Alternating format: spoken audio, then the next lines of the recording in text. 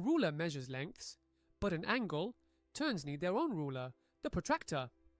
A protractor is a half circle for measuring angles in degrees. A center mark, the origin, a baseline, that's the 0 to 180 line, and the scale up to 180 degrees. And notice, most protractors carry 2 rows of numbers. Remember that. Let's measure this angle. Step 1. Put the protractor's center mark right on the vertex. Step 2.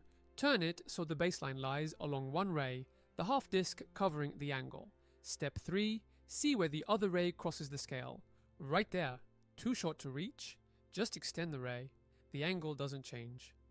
Now read. Wait, the ray crosses 2 numbers, 120 and 60. Most protractors carry 2 scales, running opposite ways. The rule: follow the scale that starts at 0 on your aligned ray. Sweep from that 0, 120 degrees. Try another. This one sweeps to 140, not 40. Now let's draw a 120 degree angle. 1. Draw a ray. 2. Protractor on, center mark on the vertex, baseline on the ray. 3. Find 120 on the scale that starts at 0 on your ray and mark the point. 4.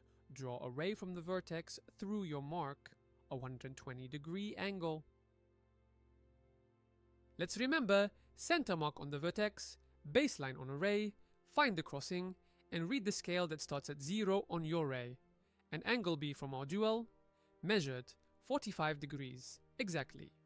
Next, sorting angles into families.